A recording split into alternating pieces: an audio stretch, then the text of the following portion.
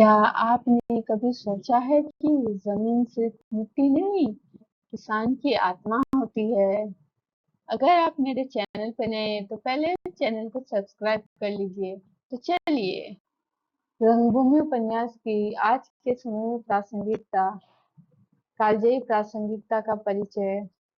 रंगभूमि उपन्यास 1925 में लिखा गया, परंतु इसकी प्रासंगिकता केवल ऐतिहासिक नहीं बल्कि कालजयी है।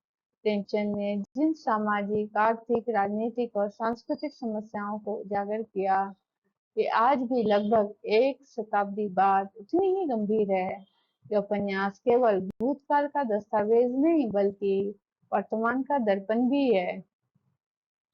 भूमि अधिग्रहण और किसान विस्थापन की प्रासंगिकता। रंगभूमि में उद्योगपति गांव में फैक्ट्री लगाने और रेलवे लाइन बिछाने के लिए किसानों की खेती योग्य भूमि छीनना चाहते थे। आज यही पैटर्न यानी विशेष आर्थिक क्षेत्र, smart city, bullet train, metro और एक्सप्रेसवे के नाम पर दोहराया जा रहा है। सार्वजनिक हित की आड़ में निजी लाभ हो रहा है। मुआवजा अपर्याप्त और अनुचित है। कानून शोषक के पक्ष में काम कर रहा है। प्रमुख उदाहरण स्पष्ट है। पश्चिम बंगाल के सिंगुर में टाटा की नैनो फैक्ट्री के लिए किसानों का विरोध हुआ। मध्य प्रदेश के नर्मदा में सरदार सरोवर बांध से आदिवासी विस्थापन हुआ। दिल्ली मुंबई औद्योगिक गलियारा 1500 किलोमीटर लंबा है, जिसमें किसानों का विरोध जारी है। 2020-21 का किसान आंदोलन इसी पैटर्न का जीवंत उदाहरण है। कॉर्पोरेट कृषि का विरोध, एमएसपी की मांग, कृषि जमीन की रक्षा और सामूहिक संघर्ष की शक्ति। आर्थिक शोषण की प्रासंगिकता। रंगभूमि में साहूकार कर्ज जाल में फंसाकर किसान की जमीन हड़प लेता था। आज बैंक और माइक्रो फाइनेंस कंपनियां वही काम कर रही है। उच्च ब्याज की जगह कंपाउंड ब्याज और जुर्माना है। जमीन गिरवी की जगह बैंक गारंटी और बंधक है। बंधुआ मजदूरी की जगह बॉन्डेड लेबर और ट्रैफिकिंग है। पीढ़ीगत कर्ज की जगह क्रेडिट कार्ड कर्ज और शिक्षा कर्ज है। किसान आत्महत्याएं इसकी सबसे दुखद प्रासंगिकता है। 1995 से 2020 के बीच 3 लाख से अधिक किसान आत्महत्याएं हुई। महाराष्ट्र, कर्नाटक और आंध्र प्रदेश में सर्वाधिक। प्रतिदिन 40 से अधिक किसान आत्महत्या करते हैं। रंगभूमि में सूरदास की जमीन छीनी, आज किसान की जान छीन रही है। सांप्रदायिक राजनीति की प्रासंगिकता।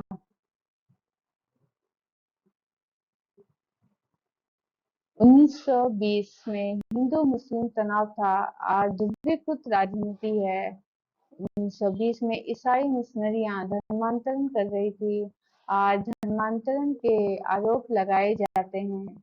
1920 में खिलाफत आंदोलन था, आज सीएए एनआरसी विवाद है। 1920 में डिवाइड एंड रूल था, आज वोट बैंक राजनीति है। रंगभूमि का संदेश आज भी स्पष्ट है, गरीबी और शोषण धर्म नहीं देखते।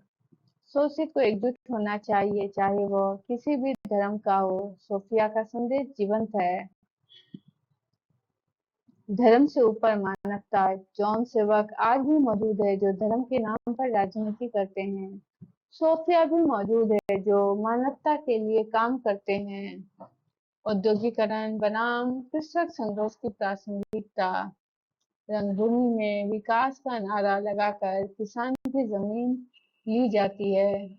आज जीडीपी को विकास माना जाता है। 1920 में रेलवे को प्रगति माना जाता था, आज हाईवे को प्रगति माना जाता है।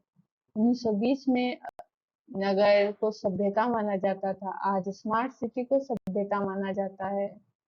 परंतु प्रश्न वही है, किसका विकास, किसकी प्रगति, किसकी सभ्यता?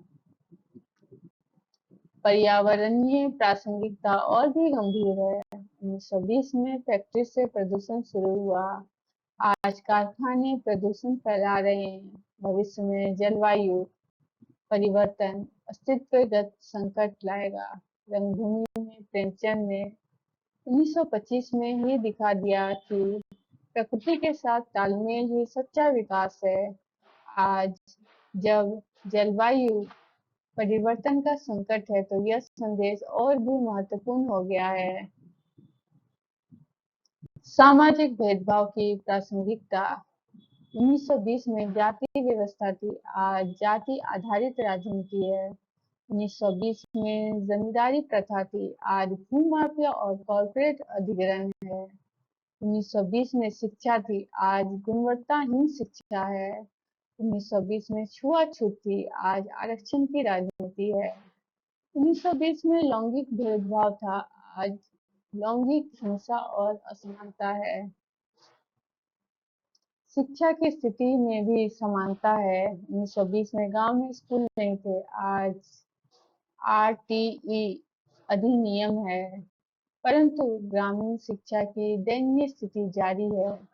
शहर में अच्छी शिक्षा है, गांव में खराब।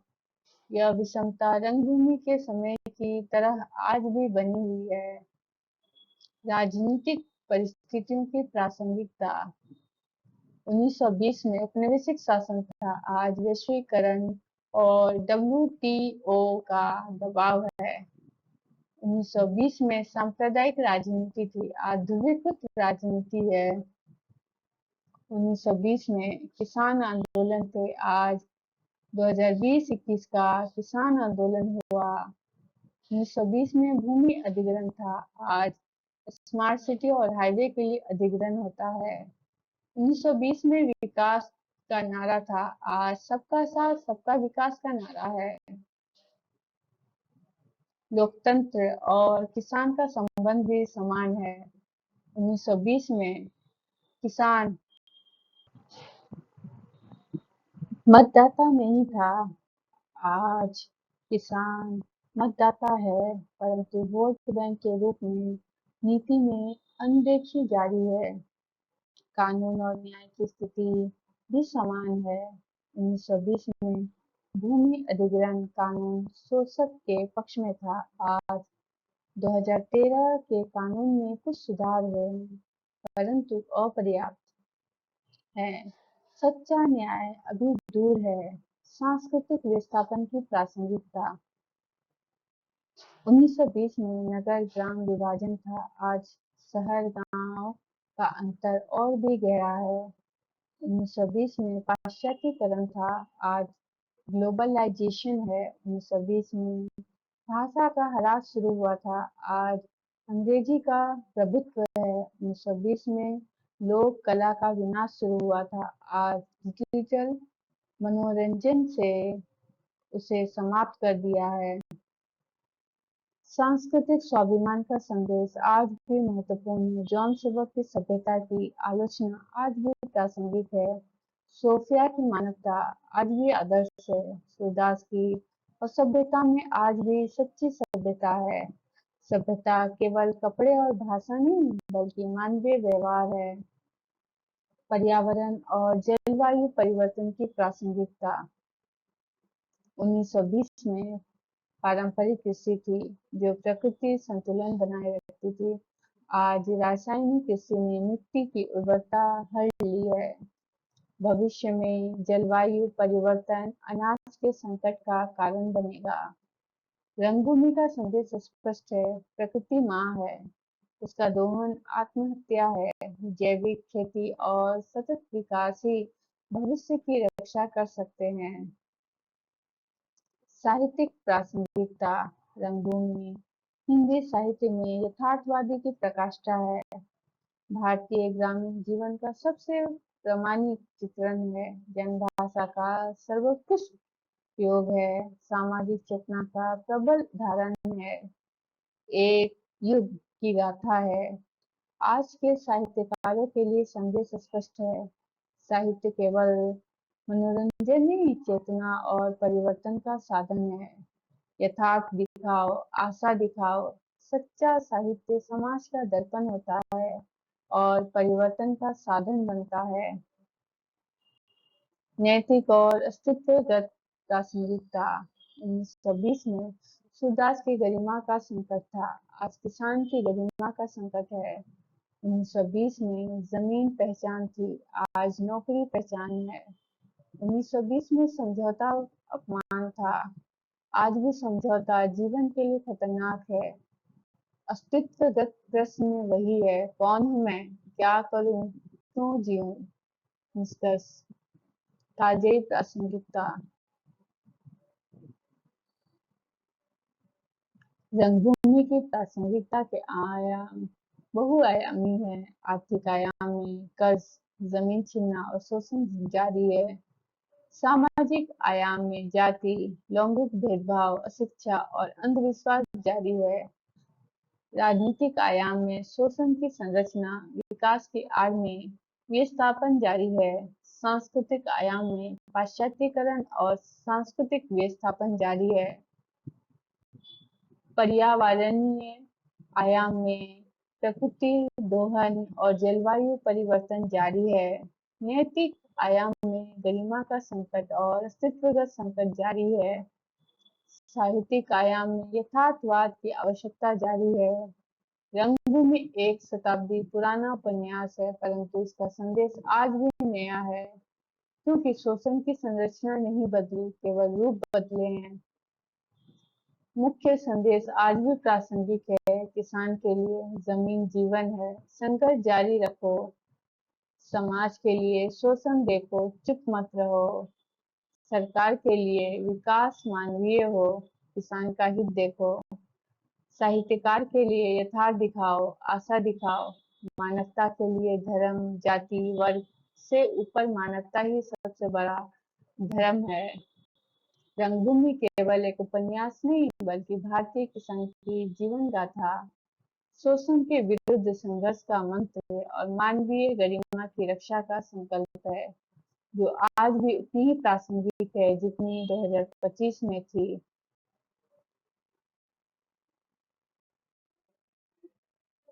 रंगभूमि उपन्यास में पात्रों का सामाजिक प्रतिनिधित्व, परिचय पात्र वर्ग नहीं व्यक्ति है। रंगभूमि उपन्यास में प्रेमचंद ने जिन पात्रों की सृष्टि की है, वे केवल काल्पनिक व्यक्ति नहीं, बल्कि विशिष्ट सामाजिक वर्गों के जीवन प्रतिनिधि हैं। प्रेमचंद का यह अद्भुत कौशल रहा कि उन्होंने प्रतीकात्मक पात्रों को भी मानवीय बनाया। कोई पात्र केवल अच्छा या बुरा नहीं, बल्कि अपने वर्ग और परिस्थितियों का प्रतिफल है। इस प्रकार रंगभूमि के पात्र भारतीय समाज की एक जीवंत तस्वीर प्रस्तुत करते हैं। सूरदास, शोषित किसान वर्ग का प्रतिनिधित्व। सूरदास उपन्यास का केंद्रीय पात्र है और भारतीय किसान वर्ग का प्रतिनिधित्व करता है। वो अंधा, निर्धन, कर्ज में डूबा किसान है, जो अपनी जमीन के लिए जीवन भर संघर्ष करता है।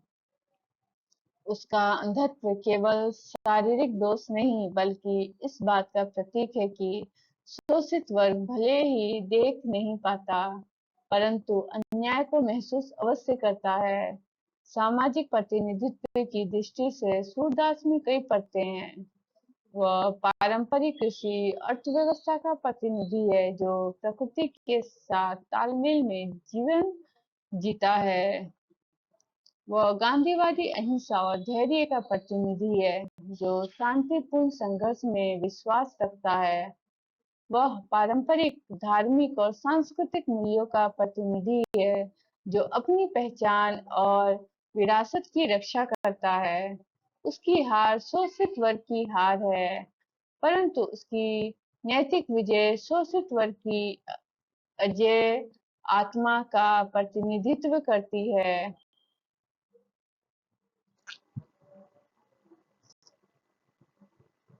भैरव, नई पीढ़ी और राजनीतिक चेतना का प्रतिनिधित्व। भैरव सूरदास का भाई है और पारंपरिक किसान वर्ग से भिन्न नई चेतना का प्रतिनिधित्व करता है। वह उस युवा पीढ़ी का प्रतीक है जो पारंपरिक धैर्य और सहनशीलता से उब चुकी है। उसमें सक्रिय विद्रोह की प्रवृत्ति है, राजनीतिक चेतना है और सामूहिक संघर्ष में विश्वास है। सामाजिक प्रतिनिधित्व की दृष्टि से भैरव भविष्य की आशा है, वह यह संकेत देता है कि केवल व्यक्तिगत संघर्ष या पारंपरिक धैर्य पर्याप्त नहीं, संगठित और राजनीतिक रूप से चेतना युक्त संघर्ष ही शोषण के विरुद्ध प्रभावी हथियार है। वह किसान आंदोलनों की भावी दिशा का प्रतिनिधित्व करता है, जो व्यक्तिगत से सामूहिक, धैर्य से विद्रोह और अहिंसा से संगठित प्रतिरोध की ओर बढ़ता है। सोफिया, मानवतावादी पाश्चात्य चेतना का प्रतिनिधित्व है। सोफिया एक ईसाई महिला है जो पाश्चात्य संस्कृति और भारतीय ग्रामीण जीवन के बीच सेतु का कार्य करती है। वह मानवतावादी दृष्टिकोण का प्रतिनिधित्व करती है, जो धर्म से ऊपर मानवता को रखती है। उसकी निस्वार्थ सेवा भाव से गरीबों की सहायता करने की प्रवृत्ति सच्चे मिशनरी कार्य का प्रतिनिधित्व करती है। सामाजिक प्रतिनिधित्व की दृष्टि से सोफिया एक महत्वपूर्ण पात्र है। वह पाश्चात्य संस्कृति का वह पक्ष दर्शाती है जो सांस्कृतिक साम्राज्यवाद नहीं, बल्कि मानवीय संवाद है। वह यह सिद्ध करती है कि पश्चिम और पूर्व के बीच सेतु संभव है, केवल मानवता के आधार पर। वह जॉन सेवक के विपरीत है, जहाँ जॉन सेवक सहायता के बदले धर्मांतरण चाहता है, वहीं सोफिया निस्वार्थ सेवा करती है। इस प्रकार वह सच्ची सभ्यता का प्रतिनिधित्व करती है। जॉन सेवक औपनिवेशिक सांस्कृतिक साम्राज्यवाद का प्रतिनिधित्व है। जॉन सेवक एक ईसाई पादरी है जो औपनिवेशिक मानसिकता का जीवंत प्रतिनिधित्व करता है। वह सहायता के नाम पर सांस्कृतिक शोषण करता है। उसमें औपनिवेशिक अहंकार है, अपनी संस्कृति को श्रेष्ठ मानना। उसकी सहानुभूति दिखावटी है, वह वास्तव में संख्या बढ़ाना चाहता है। सामाजिक प्रतिनिधित्व की दृष्टि से जॉन सेवक सांस्कृतिक साम्राज्यवाद का प्रतीक है। प्रेमचंद ने उसके माध्यम से दिखाया कि अंग्रेजी शासन केवल राजनीतिक नहीं, बल्कि सांस्कृतिक और धार्मिक आक्रमण भी है। वह उस शक्ति का प्रतिनिधित्व करता है जो गरीबी और शोषण का फायदा उठाकर अपनी सांस्कृतिक प्रभुत्व स्थापित करना चाहती है। उसकी उपस्थिति उपन्यास में यह स्पष्ट करती है कि शोषण बहुस्तरीय है, आर्थिक, सामाजिक, राजनीतिक और सांस्कृतिक। जमींदार और ठाकुर पारंपरिक शोषक वर्ग का प्रतिनिधित्व है। उपन्यास में जमींदार और ठाकुर वर्ग पारंपरिक शोषकों के रूप में चित्रित है।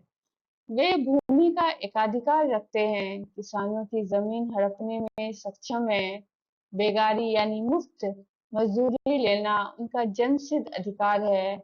लैंगिक शोषण भी उनके अधिकार क्षेत्र में आता है। सामाजिक और न्यायिक शक्ति उनके हाथ में होती है। सामाजिक प्रतिनिधित्व की दृष्टि से ये पात्र पुराने शोषण व्यवस्था का प्रतिनिधित्व करते हैं। प्रेमचंद ने दिखाया कि औद्योगिकरण के साथ यह पुराना शोषण नहीं मिटता, बल्कि दोहरा शोषण शुरू हो जाता है। जमींदार और उद्योगपति मिलकर किसान को चूसते हैं। वे सामंतवादी मानसिकता के ध्वजवाहक हैं, जो किसानों को अपना गुलाम मानते हैं। उनके माध्यम से प्रेमचंद ने भूस्वाम्य वर्ग की क्रूरता और स्वार्थ को उजागर किया है। उद्योगपति और नगर के पूंजीपति नए शोषकों का प्रतिनिधित्व। ये पात्र नए शोषकों का प्रतिनिधित्व करते हैं, जो औद्योगिकरण के नाम पर गांव को निगलना चाहते हैं। उनमें पूंजीवादी मानसिकता है, जमीन को केवल लाभ का साधन मानना। वे प्रगति और विकास का नारा लेकर आते हैं। राजनीतिक संरक्षण उन्हें अंग्रेजी सरकार से प्राप्त है। ग्रामीण जीवन की अनभिज्ञता उनकी सबसे बड़ी कमजोरी है। वे किसान की भावनाओं से पूर्णतः अनजान हैं। सामाजिक प्रतिनिधित्व की दृष्टि से ये पात्र आधुनिक पूंजीवाद का प्रतीक है। पुराने जमींदार और नए उद्योगपति में अंतर स्पष्ट है। जमींदार पारंपरिक पीढ़ीगत शोषण करते हैं, सामंतवादी संबंधों के आधार पर।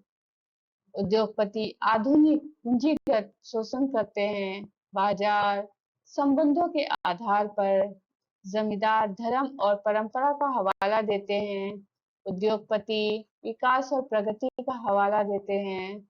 जमींदार का शोषण स्थानीय होता है, उद्योगपति का शोषण केंद्रीकृत होता है। प्रेमचंद ने दोनों को एक साथ दिखाकर यह सिद्ध किया है कि किसान पर पुराना और नया दोहरा आघात हो रहा है।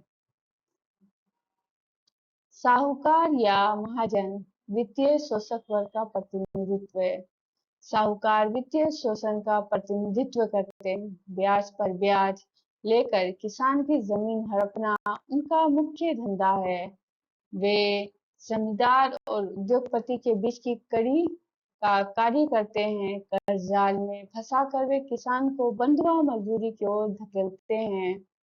सामाजिक प्रतिनिधित्व की दृष्टि से साहूकार उस वर्ग का प्रतीक है जो उत्पादन से नहीं बल्कि ब्याज और सूदखोरी के धन से एकत्रित करता है।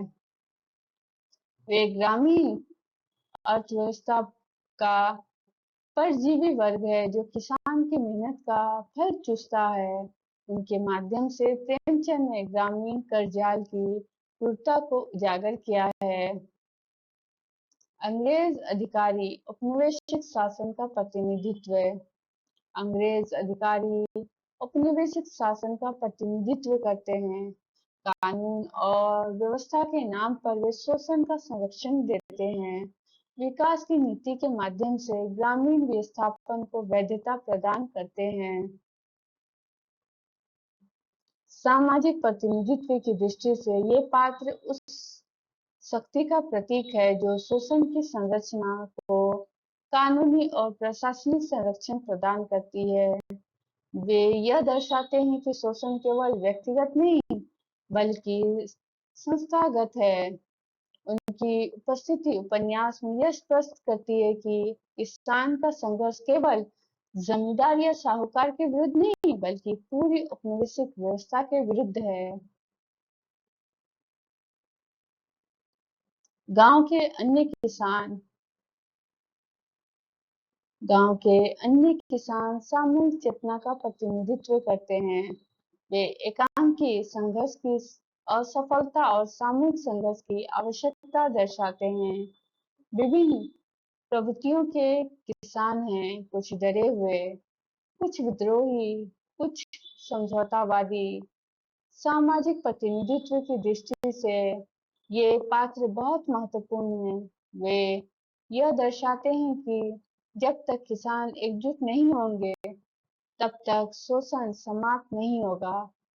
उनकी विभिन्न प्रवृत्तियां डर, विद्रोह, समझौता भारतीय किसान वर्ग की विविधता का प्रतिनिधित्व करती है।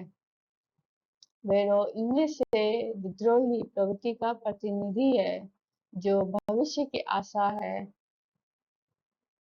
पात्रों के माध्यम से सामाजिक संरचना का चित्रण। रंगभूमि के पात्रों के माध्यम से प्रेमचंद ने भारतीय समाज की पूरी संरचना का चित्रण किया है। शोषक वर्ग में जमींदार, उद्योगपति, साहूकार और अंग्रेज अधिकारी हैं।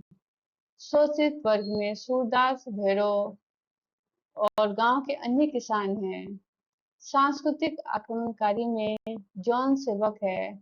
मानवतावादी पाश्चात्य चेतना में सोफिया है। इस संरचना में अंतर संबंध स्पष्ट है। जमींदार और उद्योगपति मिलकर किसान को आर्थिक रूप से शोषित करते हैं। साहूकार वित्तीय शोषण का जाल बिछाता है। अंग्रेज अधिकारी कानूनी संरक्षण प्रदान करता है। जॉन सेवक सांस्कृतिक आक्रमण करता है। इसके विरुद्ध सूरदास धैर्य पूर्वक संघर्ष करता है। भैरव विद्रोह करता है। सोफिया मानवीय सहायता प्रदान करती है। पात्रों के माध्यम से प्रेमचंद का सामाजिक संदेश। प्रेमचंद ने पात्रों के माध्यम से गहरा सामाजिक संदेश दिया है। सूरदास की हार व्यक्तिगत नहीं बल्कि पूरे किसान वर्ग की हार है। भैरव का विद्रोह नई चेतना का संकेत है। जॉन सेवक और उद्योगपति मिलकर दोहरे आक्रमण का प्रतिनिधित्व करते हैं। सोफिया जैसे पात्र मानवता की संभावना दिखाते हैं। प्रेमचंद का यह कौशल है कि उन्होंने प्रतीकात्मक पात्रों को भी मानवीय बनाया। सूरदास अपनी अंधत्व के बावजूद समाज को स्पष्ट रूप से देख पाता है। जमींदार अपनी शक्ति के बावजूद अंदर से खोखला है। उद्योगपति अपनी प्रगति के बावजूद मानवीय संवेदनाओं से रहित हैं। इस मानवीयकरण के माध्यम से पात्र केवल वर्ग नहीं रह जाते बल्कि जीवंत व्यक्ति बन जाते हैं। रंगभूमि के पात्र इसलिए आज भी जीवंत है क्योंकि वे भारतीय समाज की वास्तविकता का प्रतिबिंब है। सूरदास की पीड़ा आज के किसान की पीड़ा है। भैरव का आक्रोश आज की युवा पीढ़ी का आक्रोश है। जमींदार और उद्योगपति का शोषण आज भी जारी है, केवल रूप बदले हैं। प्रेमचंद ने पात्र सृजन के माध्यम से यह सिद्ध किया कि साहित्य केवल कथा नहीं बल्कि समाज का दर्पण है। हर पात्र एक वर्ग, एक विचारधारा और एक जीवन पद्धति का प्रतिनिधित्व करता है। इन पात्रों के माध्यम से उपन्यास केवल मनोरंजन नहीं बल्कि गंभीर सामाजिक चिंतन का साधन बन जाता है। रंगभूमि के पात्र हमें यह सिखाते हैं कि शोषण का विरोध केवल व्यक्तिगत नहीं बल्कि सामूहिक होना चाहिए। सूरदास की धैर्य और भैरव की ऊर्जा का संगम ही सच्चा मार्ग है। मानवीय गरिमा की रक्षा करना हर पात्र का कर्तव्य है, चाहे वह सूरदास हो या सोफिया। यही कारण है कि रंगभूमि के पात्र एक शताब्दी बाद भी हमारे सामने जीवंत खड़े हैं और अपनी बात कह रहे हैं।